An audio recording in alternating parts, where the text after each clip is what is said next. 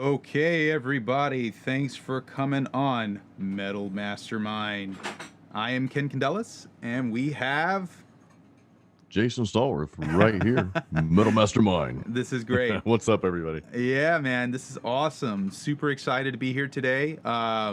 We're going to expand on last week's topic, right? We had Yeah. initially wanted to talk about what does it take, to build a studio, and we just couldn't fit it into one episode, man. So today we're going to go a little bit deeper, and thanks for joining us on that first part of this. This was a really, really great conversation. We had a lot of engagement, and you guys really seem to be really into this type of topic. So we wanted to just give you even more juice.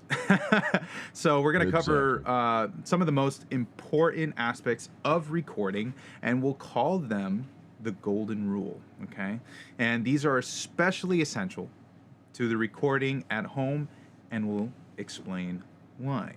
Right. So Jason, how many times have you been in a situation where you're recording something and it just doesn't sound right?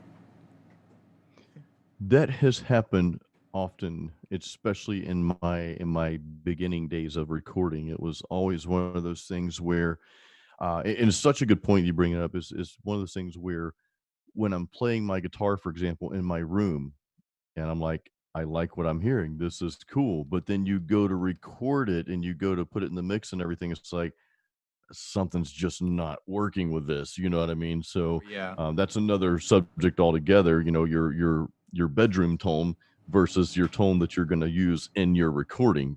2 completely different things often, you know? Yeah. But yeah, well, on to your point though, yeah, that's happened more than I would like to admit.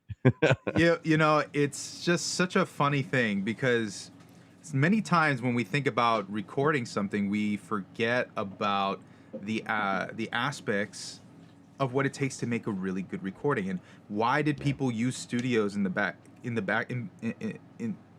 yesteryears? Just because now it's like, oh well, what if I bought that same microphone that they used in the studio back in the day and I use it in my bedroom? But why does it sound so crappy, right? These are the questions a lot of yeah. us ask. Is it's like, well, this microphone, it costs $3,000. Why can't it do the same type of quality? Well, it's like, yeah, well, because they use it in a studio. So let's go With over. all the other elements, right? You know? Yes, right. So let's get right into it, man. So Yeah. the golden rule, okay? And of course, this is not treat your neighbor how you'd like to be treated. This is, although that's a very good one, right? And you should Yeah, treat the equipment like you want to be treated. But that absolutely. goes without being said, right? So the real golden rule of recording, okay? There's 6 parts to this, okay? Jason, you want to say the first one? Yeah, the part and there's a reason, guys, why this first one is listed first, and that is a good performance because even if you do everything else that we're going to talk about today, if you did it perfectly, if that initial performance sucks, then it's just going to suck. There's an old saying that you can't polish a turd. Yeah. Actually, my I, father-in-law I says was it all just the gonna say time. that. I was just gonna say that. And you really, yeah, you really can't, so if you're a lot of people, have this notion, and I know you guys do not, but a lot of people out there have this notion that, well, I can just have this studio church it up for me, and I'll, and there are some things you can do in the studio, like use what is it called, the Melodyne, or the auto tune, which I am totally against, by the way. I know most of you guys are too. But no, just if you don't have that performance right, if you're not, and there's a lot that goes into being there. There's a lot of preparation that goes into being there. There's a lot of consistent practice having that cumulative effect of just relentlessly getting better at your craft that goes into that good performance. And the things that you do, Ken, you and I were talking about body, mind, and health. There's a lot of things that tie into that good performance. So that is why, well, there are many reasons why that number one rule, the first part of that rule, is an awesome performance. You have to have that. Yeah, And Ken, absolutely. we were talking about prepping for that. How exactly, how do you prep sometimes, Ken, for your performance? I know you're a drummer, you play keys, and even performing in the mixing room. What are some of the things that you do? Great question. I think it's important to realize that when you are trying to make something that's great, it's not something that can be rushed. And I think people forget that in today's world because everything is so immediate gratification, right? That it's hard to wrap your mind around something that took a long time. And by a long time, we're talking about 5 years, you know, not like 6 months, which is nothing. So It's nothing. Yeah. what I do, right? I've been playing drums since I was 16. I'm 28 now. So you got a good 12 years on playing drums. It's a long And time. when I started playing drums, my my regiment was like 6 hours a day because Cool. being in high school, I was really into video games at the time, but at that moment I was like starting to transition from playing a lot of video games into doing a lot other things. And I decided I was going to do music, and when I was playing Rock Band, okay, the game, that's what actually catapulted me to want to do drums. So Nice. I started Wow. to take that seriously, and I was like, well, I'm playing on like expert mode in Rock Band, so can't I just play like real drums now? Yeah. So that's what I was doing, and I took that mentality. I was like, all right, now I'm gonna Yeah. play every song that I would play really well on Rock Band. I'm gonna play it on the drums. And I tried it. I was like, I suck. What the hell is this? Why is this like this?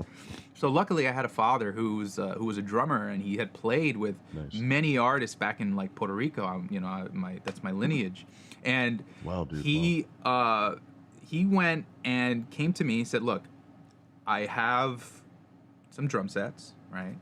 But I am not gonna let you touch a single one." He had two drum sets. He's not gonna let me touch a single one until I proved that I would be able to play a couple of basic rudimentary steps in earning my way towards playing on a drum set. So he had this broken down wooden pad that came from like a junkyard, and it was just like Wow, dude. basically just a basic foot pedal with Yeah. just a rubber mat, and I had to basically play what he wanted me to learn, and I that's how I learned my rudiments. I started playing on Mm. that, and then once I upgraded from that to the drum set, I valued having the drum set so much more that I was like, yeah, now I can Oh, actually yeah, I do this. bet, But dude. then that's where my tone practice started to come into play, because now Yeah. I was just striking a mat. I was just striking a mat. I didn't know what it felt like to really play the drums. So when I started to play the drums, I had shitty tone. I couldn't hit a rim shot for my life. So I was Wow, just dude. that's I started to practice a lot, and I took that really seriously. And then over the course of Yeah. the years, I ended up getting into music production and started putting those worlds together, right? So a lot of my focus now, well, now today, a lot of my focus is mostly on the music production end, and I still play. But I mostly play for myself. I play my own music, but I still appreciate doing all those rudimentary steps that my father taught me. Something that's very near and dear to me when we talk about musicianship and performance. But Yeah.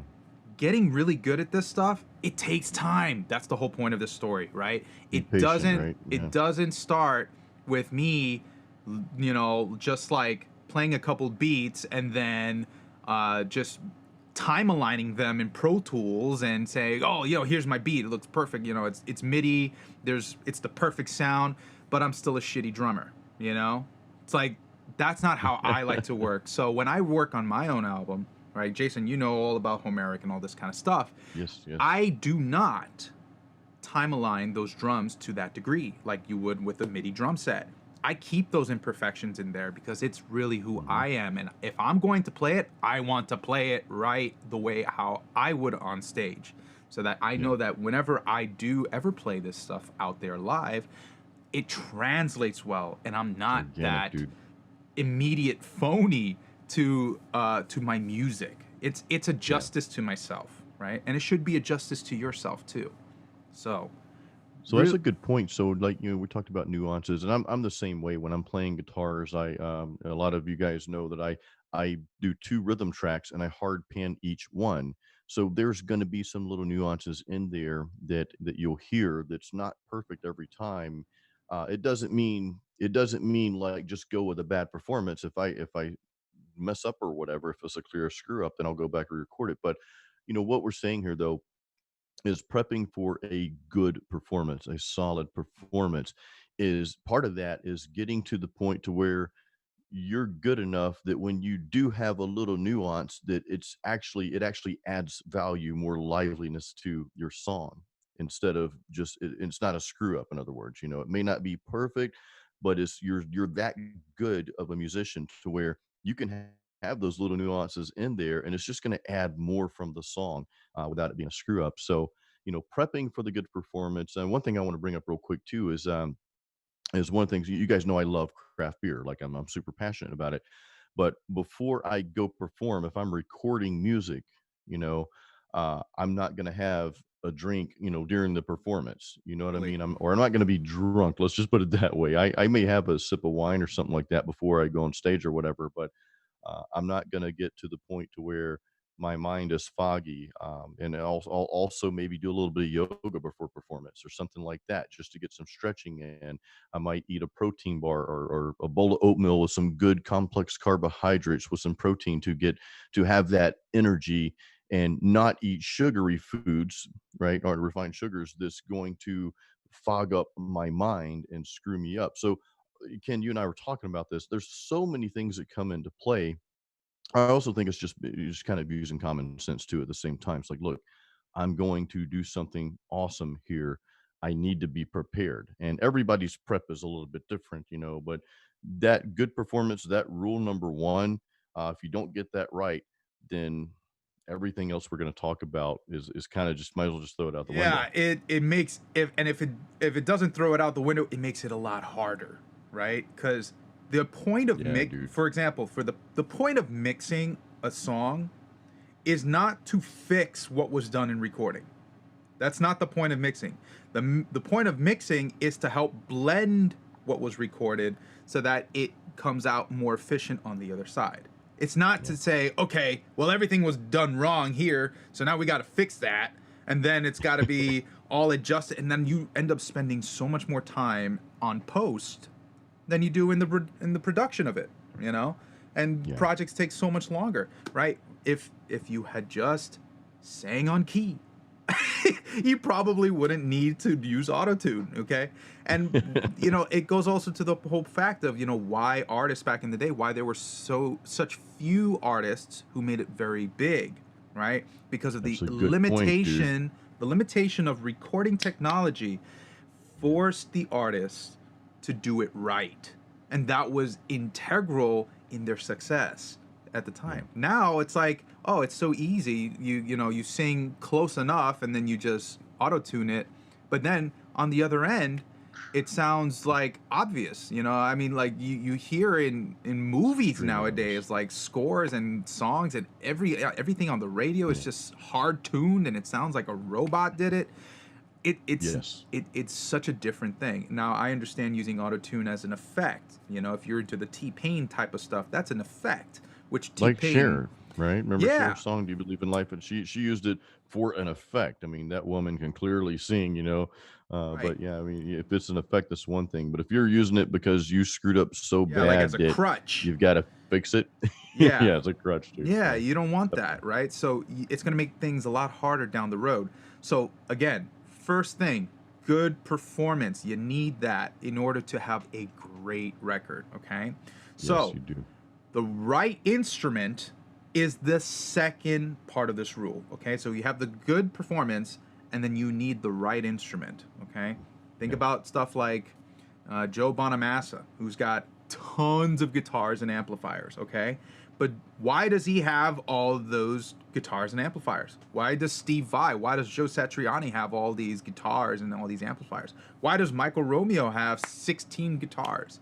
It's just like these sorts of Well, things, right? Why? Well, it's because different timbral colors match different vibes, right?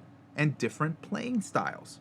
Ingve yeah. Malmsteen has a ton of guitars, but it's not because one is going to necessarily be better than the other.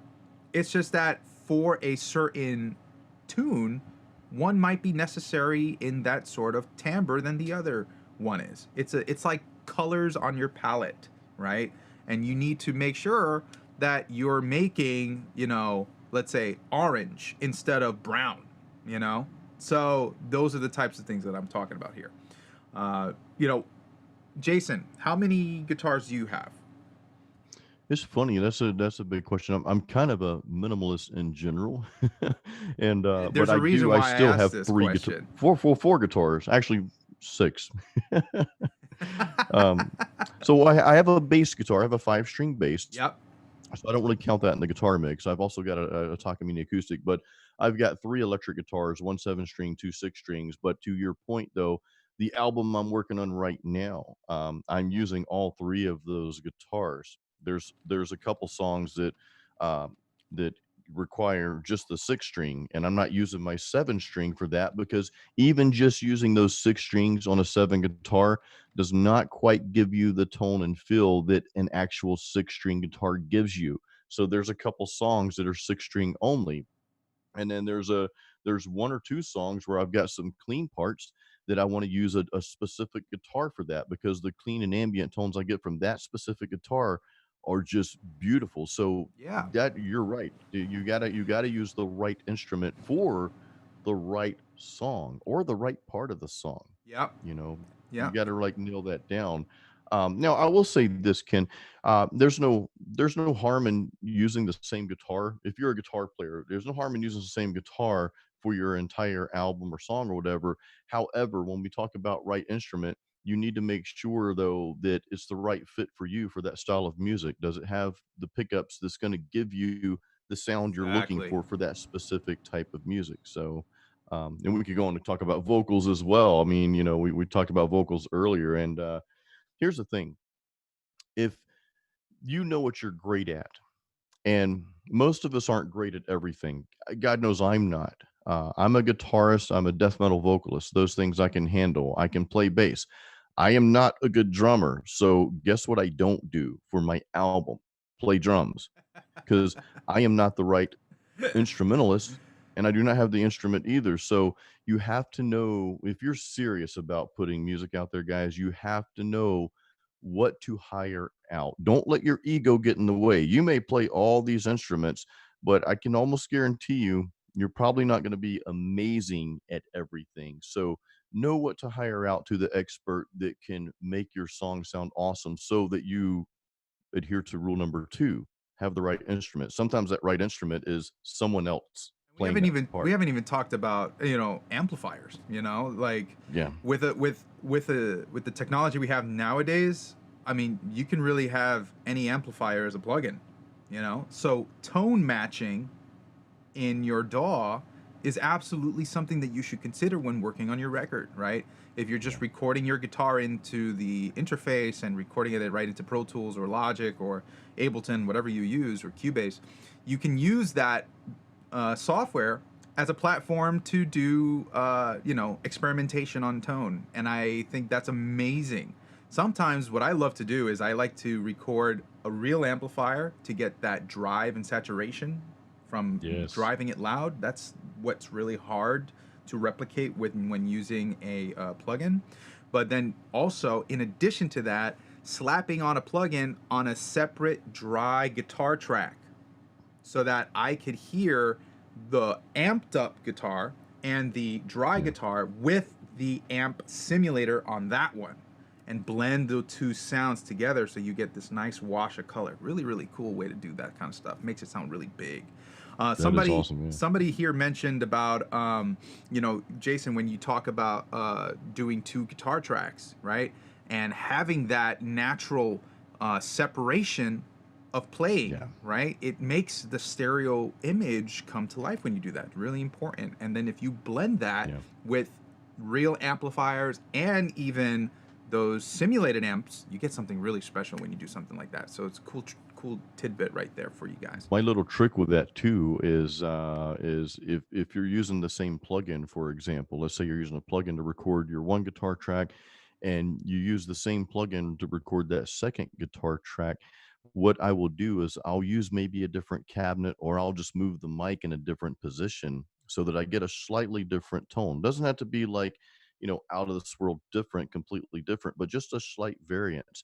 And of course, you've got that slight variance in the playing that you're going to have. And that, oh my God, it's a beautiful, beautiful, beautiful sound. I love that recording method. It's funny. I just finished a blog post about that yesterday, but yeah, that's just one of those things where, you're setting up your right instrument, like you said, Ken, whether it be the guitar or the amp or any whatever sound source you're using, could be you as a vocalist. Are you the Yeah. right Are instrument you the right vocalist? You know, for the absolutely. vocals? Yeah. So you want to consider all these things together when you move forward. Absolutely. So Jason, what's the The next next point? one, Ken, is Are this we? is going to be like completely your expertise here, man. Talking about the appropriate environment, because I know you're going to tell us about setting up our home to be the best environment, because that's where we're talking about recording at home. Most of us doesn't we don't have professional studios. All you can make a pro studio in your home, and a lot of you are probably pretty much there. But there's a few pieces with this next step here, and we're going to talk about acoustics. And I'll be honest with you guys, and Ken, and this is something you'll have to help me with. My room is set up to where I can mix in here because I've been mixing this room for a long time now. So I've got certain things like a chair, I've got a curtain, a blackout curtain that kind of absorbs some sound. So I've got a few different things, but I could really use an overhaul in acoustics in general in my studio. So Ken, I'm gonna hand this one to you, man, because I've seen part of your studio, and holy crap, dude, you've got quite a setup, man. I Thanks, love it. man. Well, there's two parts to this, really.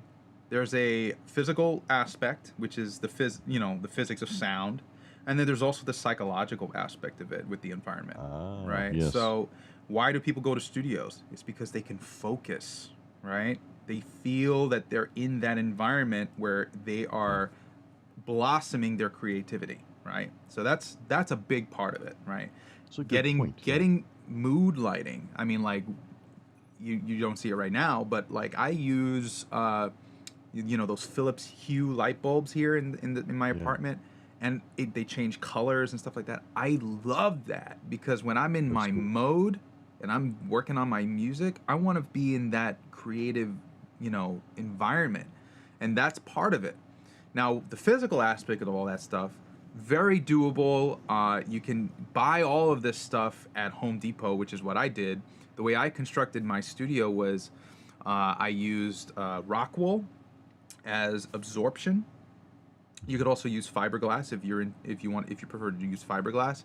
The reason why I like rock wool is that fiberglass is a lot more flaky, and even though fiberglass is better at absorbing mid to high frequencies, except that Rockwell is better at absorbing bass. And now in my studio, I have a relatively small room. So using Rockwell is a little bit more efficient because it's going to trap that bass information that would otherwise counter on itself. We get this thing in acoustics called standing waves.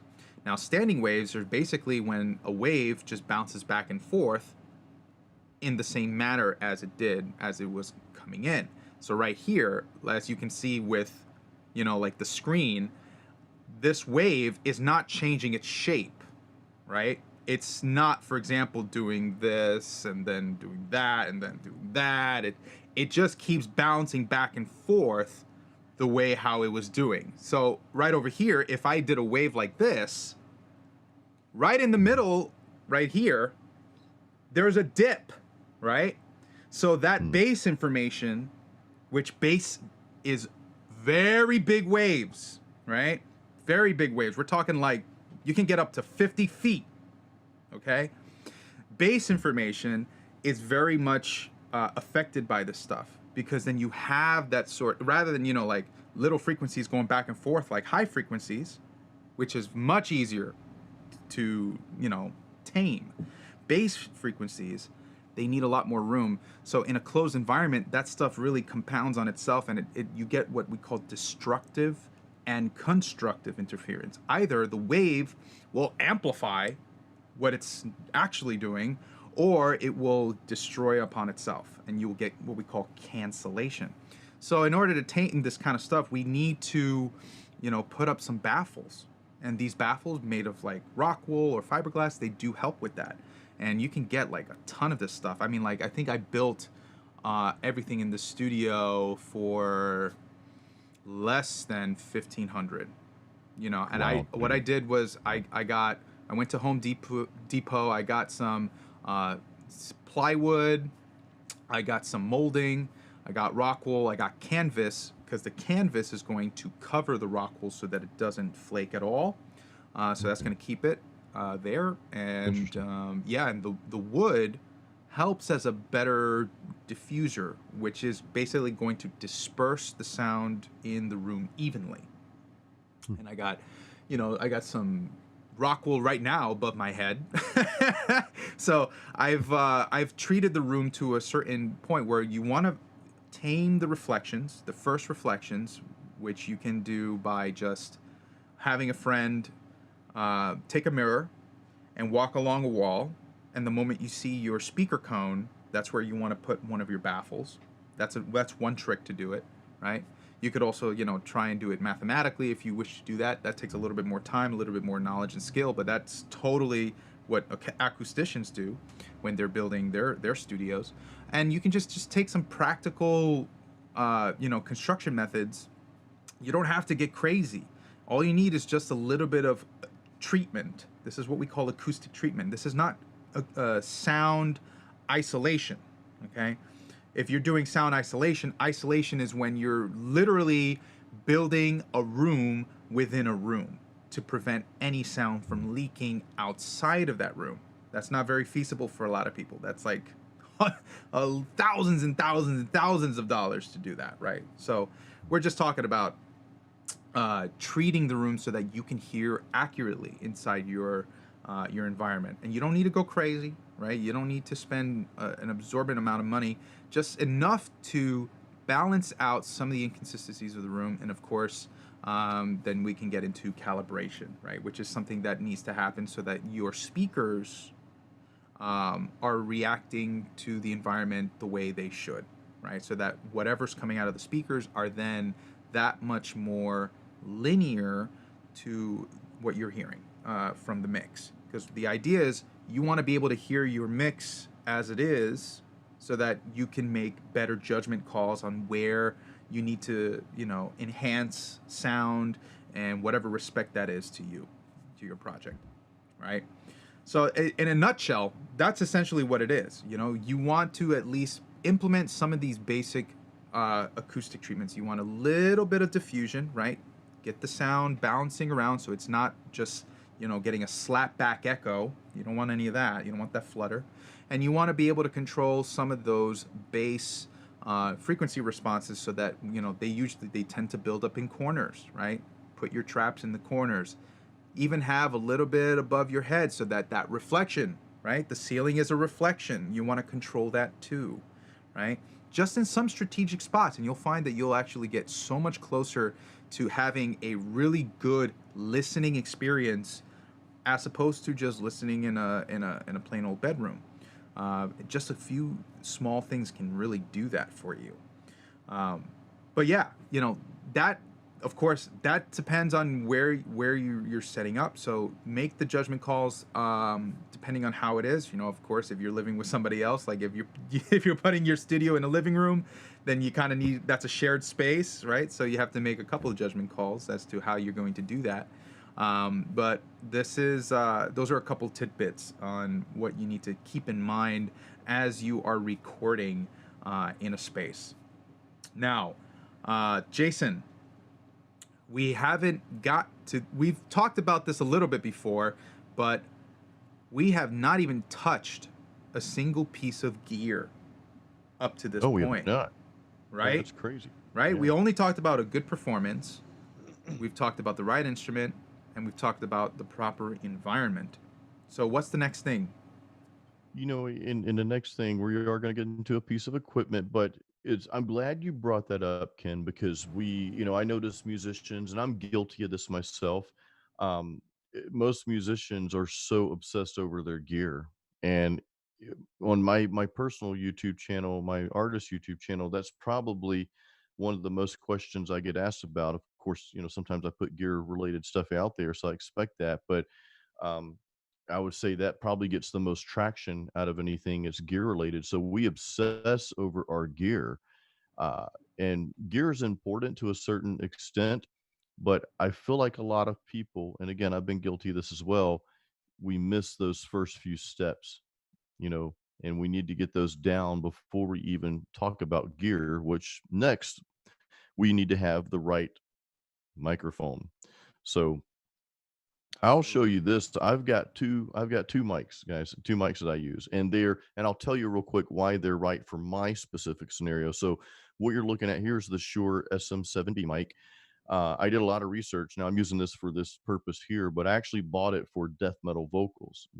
My last album, Masterpiece, was my first vocal album, which I had been working on death metal vocals for about a year or so prior to that. And I did a lot of research on the best death metal mic, and also a mic that could handle just regular like thrash metal and regular vocals as well.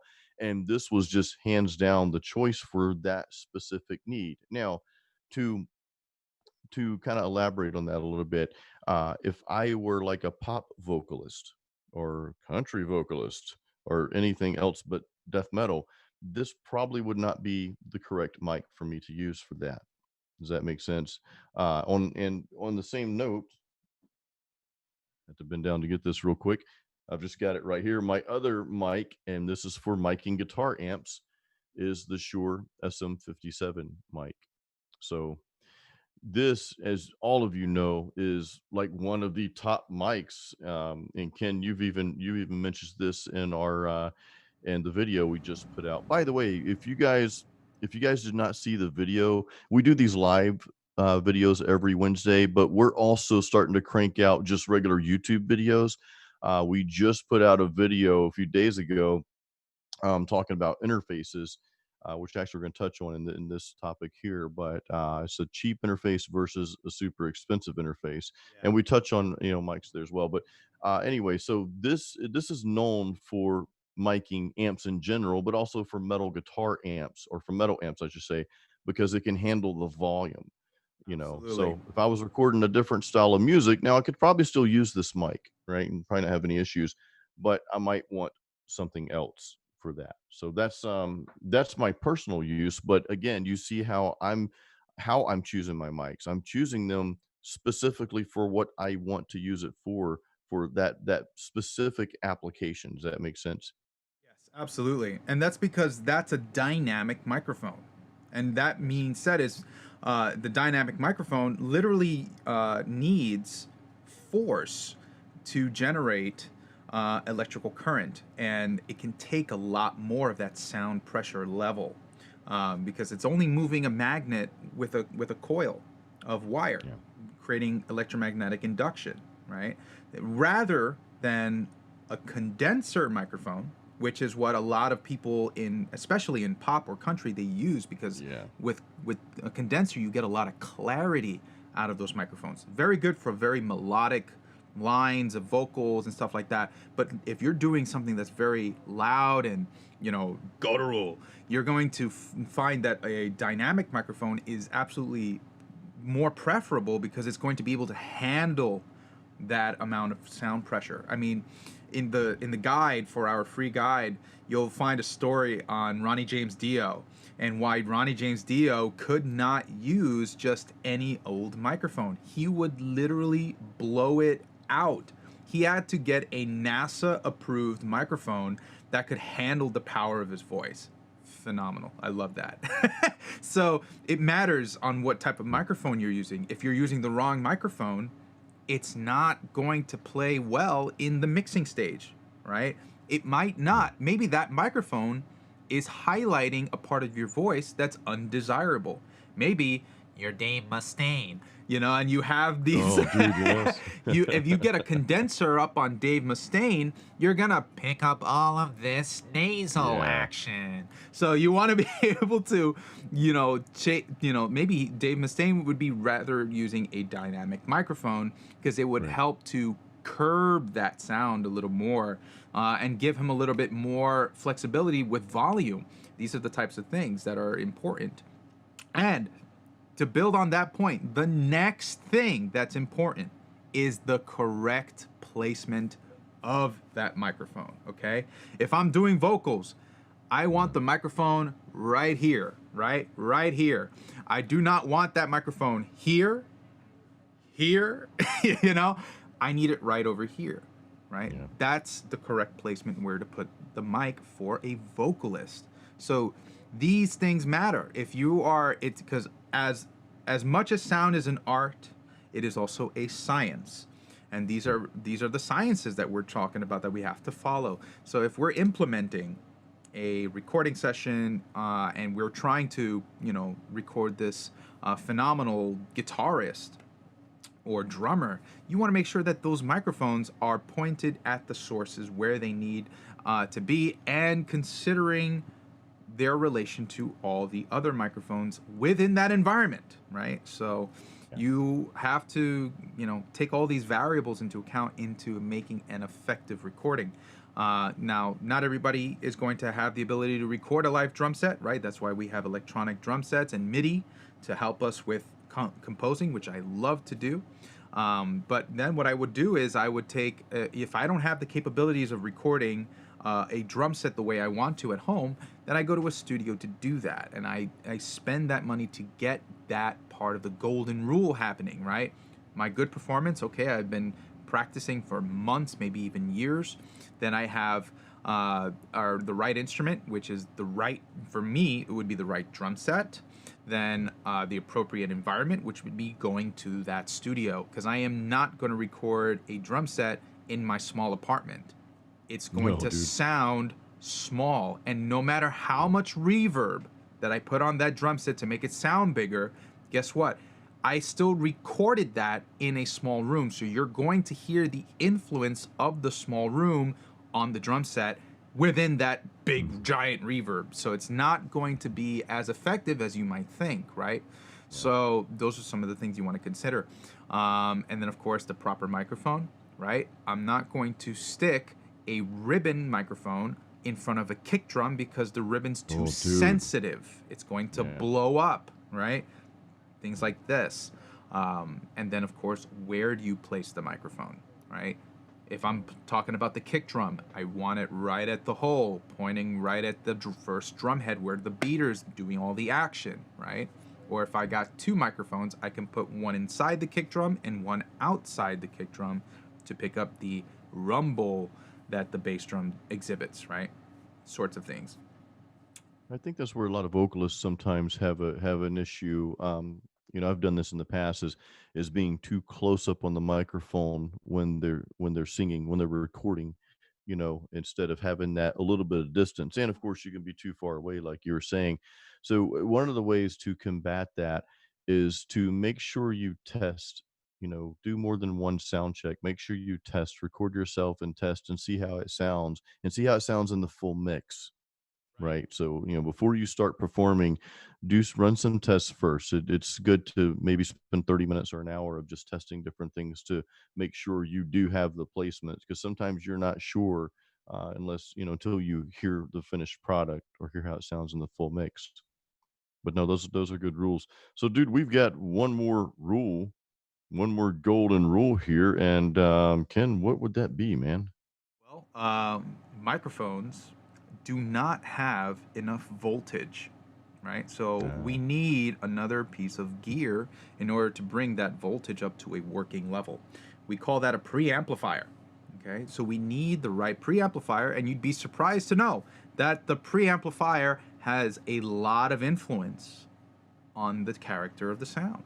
Okay, it's just like, well, if you had recorded with a very, let's say, flat sounding microphone, let's say it's a mhm.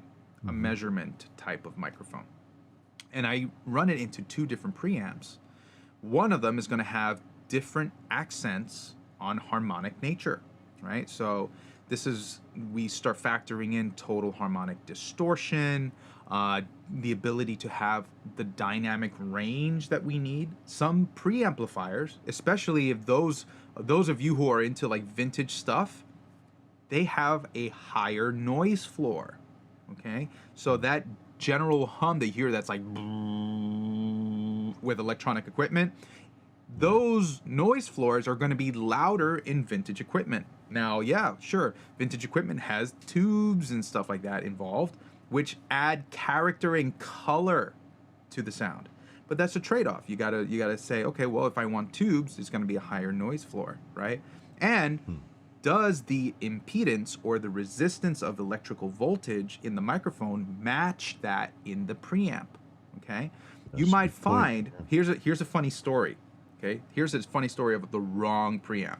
So in my first record, I took I had a friend who had a dojo, and it was a dojo for taiko drums. And if you know the taiko drums, they're the big Japanese drums that you see that they Okay. play in festivals, right? So this dojo had taiko drums, and I wanted to record the taiko drum for my album. I was just like, this is so cool because the song I'm working on has this Eastern Asian vibe. I think this would be really great. It would be awesome heavy metal with like all my metal guitars and stuff. So I was like really excited. And I Yeah. had a buddy of mine who was willing to help do the recording, but he was studying with me in the same program, and we had limited amounts of gear. I didn't have anything really portable, but he did, and we were like, okay, cool. Let's bring it over. Let's go to the dojo and let's record some taiko drums.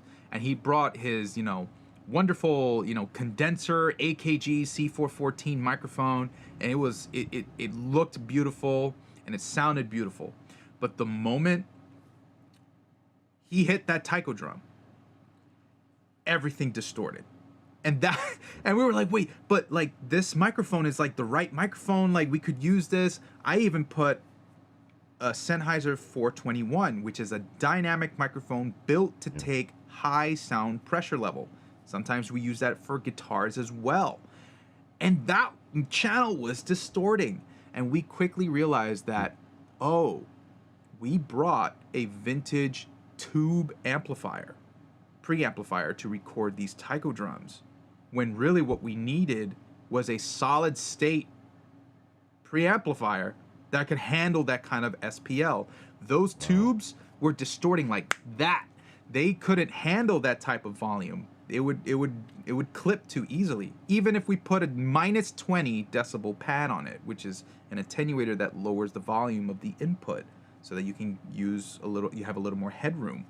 And it was just starking to see that, and it totally botched that session in the way that I wanted to record the taiko drum. I actually had to go more than 10 feet away with the microphones in order to record it without distortion. And that dojo wasn't the best sounding room. I had to use Mm. I had to use distance in order to prevent distortion, and thus I had more influence from the room for that taiko drum. So it was definitely a lesson learned, and I had to remember that, okay, if I'm going to record something, I should think twice about what preamplifier I bring to that session. And when you're on site and you're on location and that's all you got, you're kind of screwed. So learned quickly that day on the importance of the right preamp. But yeah, preamps add a lot of color, man. You can have ones that have transformers. You can have some that have tubes. You can have some that have capacitors and all types of things inside them. And each one will have a different sound. So whether one to you sounds like chocolate versus like vanilla, that's the call you got to make as to what's going to fit towards the mix, right? You got to always think about how is this going to come together, because we don't just record things isolated. We record with the intention of putting them together with other things. So that kind of foresight, yeah, I'll say it takes a little bit of experience in knowing what preamp to get or to use. But if you're experimenting, now we have DSP processors, so you could actually have raw vocals unchanged, right? So you can record them dry straight into your DAW, and you can implement plugins to change the timbre of what that input sounds like. So you can mimic a Neve, you can mimic API, you can mimic Trident consoles. All of these emulations are out there, and you can play around with those colors, and you'll see how it might actually affect down the stream, sometimes when you're in the middle of a mix and something's not working right and you have the power to change the color right at the beginning, you'd be surprised how much it actually affects the rest of the mix. So really, really cool. So Jason, we have talked about the six, right, I put up five fingers, the six golden rules, okay? Let's go over them one more time. What's the first one? Yep, the first one, guys, is and this is the most important. I almost said most performance is performance. So that's we know if we don't get past rule number one or the first part of the golden rule here, we really got to nail that down first, guys, before we go on to all this other stuff that we talked about. So performance number one, that is our key thing we've got to get down first. Now, number two, we talked about having the right instrument, and that's everything from your voice, if you're a vocalist, to your guitar, of course, if you're using or a keyboard or drum set, whatever it may be, your amps, your bass. So you've got to have the right instrument, for the right atmosphere, for for your specific song. And we also talked about if you personally are not the right instrument, right? If you don't play that instrument well, we talked about maybe you should consider hiring, or you absolutely, if you're planning to release something professionally and you're not a master at that, an absolute master at it, and you really want your product to be awesome, then yeah, hire an expert to handle that, because then that you're not always going to be the right instrument, right? Yeah, So and you got to that's live rule with number that two. when it's recorded, Yeah, you know. you do. So if you want to put your best foot forward, so just dude, spend that little extra just to make Yeah, it right. It's going to pay yeah, off because this is the stuff that you're going to remember in the long term. Like if you're making a song, absolutely. that song's going to be out there forever, right? So Forever. when you Yeah, when you go back and listen to it 10, 20, 30 years from now more, you want to be proud of the work that you've done, right? That's why we yeah, we we care about this stuff so much. Right. it And the is. third one, right? An appropriate environment, right? Yeah, Knowing definitely the want that. space, and if you're on a budget, right? There are ways around it. You can do it DIY to make your space that much more effective for the listening experience. I prefer to have a listening room rather than a recording environment because I work a lot on the post side of things. I like to mix my own stuff. And the only type of recordings that I'd ever do is maybe just some guitars or some vocals. I'm not doing drum sets and that sort of thing. I'm not doing big bands here in my studio. I go elsewhere to Mm, do that. And I spend the time and money to do that in those scenarios. And I just do a lot of pre production to make it right before that day so that I am executing everything that I need to on that day, right? The fourth one. awesome. What's the fourth one, brother?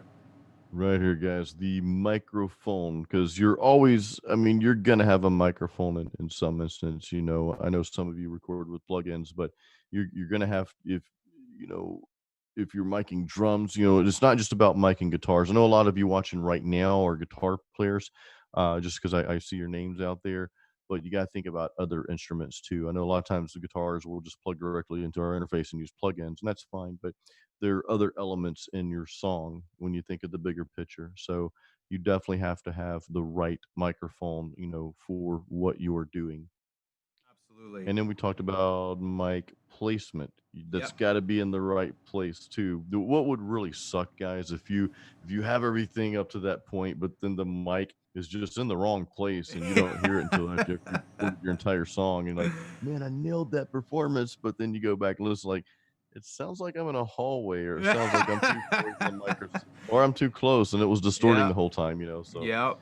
that's important too. And Ken, the very last piece Right, of the gold. preamplifier, which we've talked about in our interface video. Yes. Preamplifiers are built into the interfaces that you buy. Okay, that's what you plug your microphone into when you want to record. Right, there is that preamplifier right on the interface, and depending on the interface that you buy, you'll find a different quality preamplifier to go with that. What will that translate into? Well, some of them have different, some of them might have transformers, some might have, different, some of them Yeah. might even have tubes in them, right? But they're different characteristics to the sound. depending on what you want, depending what you're after, right? That's something that could make a decision for you, right? You want the right preamplifier, and if you're unclear of what you may need at a certain point, right? Maybe that interface is too colored for you. Maybe you want something that's more linear and flat, and then in post, maybe you want to add that color, right? These are the types of things you want to keep in the back of your mind when you're shopping around. Preamplifier, microphone placement, proper microphone, environment, instrument, and performance, in the reverse order, of course. Mm. Those are the rules. That's the golden rule of recording. Okay, so Jason, you want to open up for questions, Yeah, comments? Let's expand on some of open up for these questions, guys. points. Yeah, let's Faceless, you had a comment here or a question about phantom power on your focus, right? So yeah, I mean, you definitely have to have that phantom power on, that little button. All most interfaces, I think all of them have like a little phantom power. So if you're doing vocals, if you have that sort of mic in, you have to, or what, any mic. I'm sorry, any mic. If you're not plugging any I'm gonna mic application, if you're not plugging your guitar in direct, you definitely want the phantom power on. I'm gonna correct you there. Not every Oh, mic. please do, please Not do. every Okay, mic. Okay. So okay. only for condensers. Okay. Only Gotcha, condenser gotcha. type of Okay. microphones need phantom power because there is an actual amplifier built inside the microphone that powers the diaphragm for the microphone. Okay. It gives a Gotcha. polarizing charge. Okay. That actually requires phantom power. Dynamic microphones are not affected by phantom power since they induce their own electric magnetic charge. So even if So you this sub- is okay. yeah, even if you supply phantom power to a dynamic mic, you'll be fine. The Gotcha. one microphone that you do not want to supply the polarizing charge from phantom power into is a ribbon microphone. This will Mm. actually tear up the diaphragm because there's too much voltage. The filament that's inside a ribbon microphone is very delicate, and it ruptures a lot easier. I mean, hey, hell, if you took an old microphone from Frank Sinatra and you went like this to it, you would actually destroy it. You need Wow, to dude. you need Wow. to treat it as though it's like it's a very very thin layer of aluminum, and it's I just easily learned something new rupturable. today then. Thank you. So I yeah, learn you something want new to take every day, care when man. it comes to those. Now, granted, most modern ribbons have improved technology. Some of them have inside their microphones a resistor that resists that type of voltage from destroying the diaphragm. But this is absolutely imperative, especially if you, for one day, ever got a chance to work with something that's old and vintage, and you're just like, oh, this is special. You don't want to destroy it.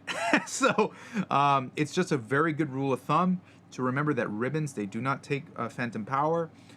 Condensers do, right? And dynamics, they don't care. They're right in the middle. So those are things you gotta just keep in mind when you're working with this type of equipment. Um, oh, thanks, DW. Yeah, we have our free kit. It's a Yeah. 16-page pamphlet. If you haven't seen it already, you could go to metalmastermind.com/join, and you'll get it sent straight to your email. It's downloadable PDF, totally free. We just kind of wanted to put it out there to help you guys, take the first steps toward making your own space. Whether it means, asking questions about computers like we talked about in our last live session, or talking about what does it take to make a good recording.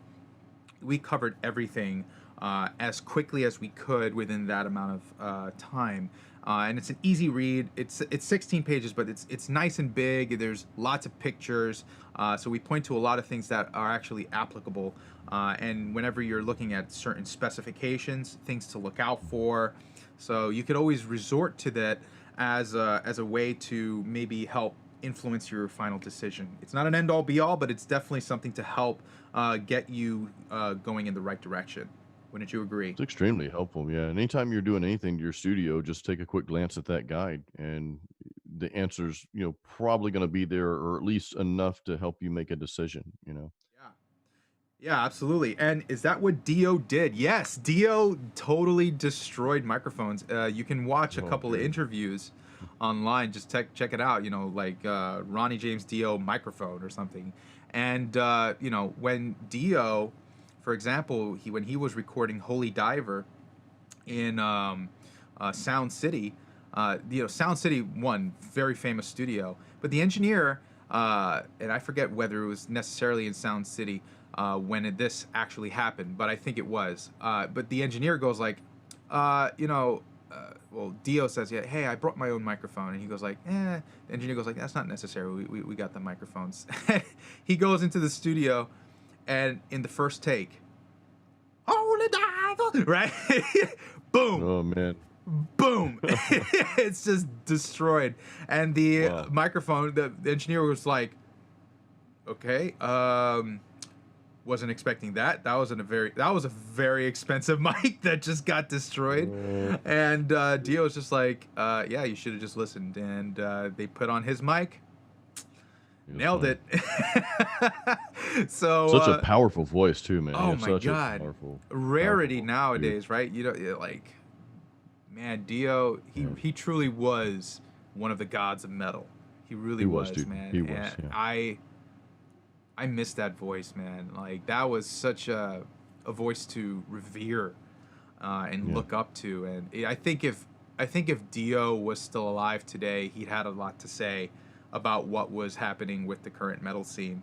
You know, and Sure he how would. and I gotta say, man, like guys like Judas Priest, they're sticking to their guns. They know what I their love it. sound is. Yep. What was their latest album? Firepower or something like that? Firepower. That Yeah, was awesome, dude. Firepower brought loved me it, back man. to Painkiller. That brought me Yeah, back to that, absolutely.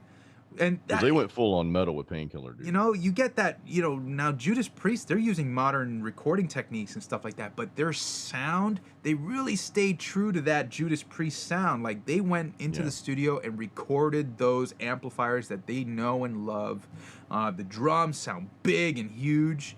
The vocals, Yeah. of course, Great. you know, typical Rob Halford back in those days, dude. These guys, they're like, even though they're like old farts, they're still like pushing the limits of what they can do. 60s, right? Yeah, Yeah, I and think they're in they the 60s, are, man. dude, they're sticking to what they're good at, and they have a sound and they know it, and they captured it on Firepower as well. That's what I love about It's an awesome album. yeah, I love about them. You know, they know who they're playing to. Yeah.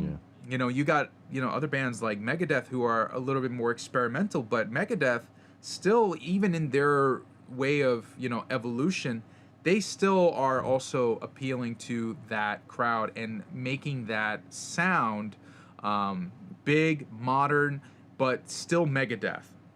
It Yeah. still very much has the same songwriting, the same attitude. You'll know when you hear it, it's a Megadeth album. So Yeah. that's Dystopia. Yeah. Dystopia, that their latest one, right? I'm looking He's forward to still more Dave of this stuff. Mustaine. He even like you said, even the experimental. I think his most experimental album, which they took a lot of heat for, was Risk. And Dave admits though we took a risk on that album, and presenting that. But that was the one album that I guess some Megadeth fans didn't care for. But yeah, it's there's a lot. There's several bands out there that've been around for so long. Overkill, Testament, Death Angel. I can say Death Angel. They've extremely stayed true to their roots in the type of Absolutely, metal. They know their sound, absolutely. they know their audience, and I respect that a lot. I've never been a big fan of bands that just completely changed. I know, back in the Seattle, the grunge era, I don't know how much you remember about that in the early '90s, mid '90s when that came on scene. A lot of bands started trying to sound more grunge so they could Yeah, sell records. Like, well, this is the way the wind's blowing now, and it was an extreme wind. And only very few bands did not do that. I remember the band Nevermore that Jeff Loomis played in. They didn't do that. They told their label straight up. And their label told, and it was label was pushing that on bands like, well, you can't play guitar solos anymore. You got to change. And Nevermore's like, no, we don't, and we're not. yeah, And there's a man. there's an article about Man, that and somewhere. you know, I just think about World Dane and stuff like that, and Yeah, what a voice, man. Opera trained vocalist, but yeah. totally freaking metal, man. Like, Oh yeah. there's Yep, not yep. a voice like World Dane out there, man. And I just like when it comes to thinking about his death, I just that day was a very sad day It for me. sucks.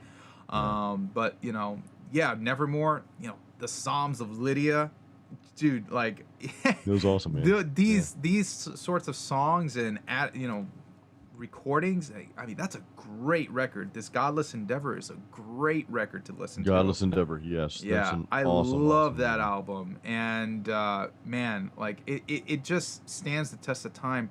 Again, guys, what you love about that record, yeah, it sounds amazing. One, the production quality is really up there, Yeah. but what beats it is always the song and that performance. That's The why it's at the performance, dude. top of the totem pole in this golden rule. You want to keep those things in perspective, right? What is going Yeah. to serve the song? That is what you need to ask yourself whenever you are making this. It's not about your ego. It's not like, oh, I gotta make this guitar solo because I want to show everybody that I can play guitar. Like, nobody cares, man. Like, they care if it makes them feel something, right? Yeah, So exactly, exactly, that's exactly. what it's all about, and that's what we're in the business of doing. So I hope, guys, that this was a very informative session for you. Just remember, if you haven't checked it out already, metalmastermind.com/join will take you to our free guide, so you can download that and read it Yep. on your own downtime. Uh, Thank you for putting that in the link there, Jason.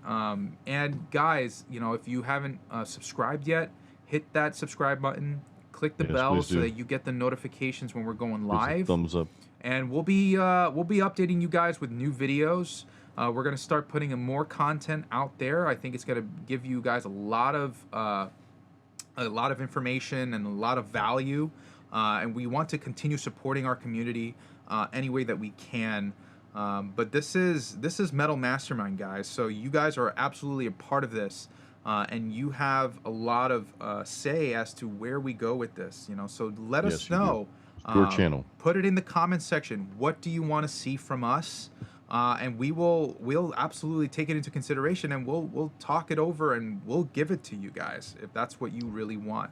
So thank you so much, guys. This has been fantastic. And Jason, uh, we are we're doing something, I think, for the community that people will appreciate. So I That's truly believe beautiful. in It's a what we beautiful thing, do, man. and thank you so much for everything that all of you have done, and I thank you, Jason, for being here with me today as well. Awesome times, guys.